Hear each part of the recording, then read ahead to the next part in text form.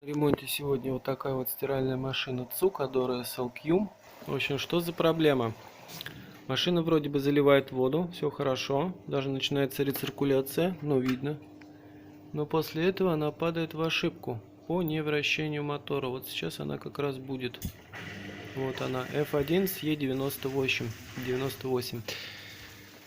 Значит, проблема. Эта плата, скорее всего, целая, вот нижняя пока под вопросом. Но нужно будет смотреть связь обоих плат, как они друг с другом дружат. Так что вот.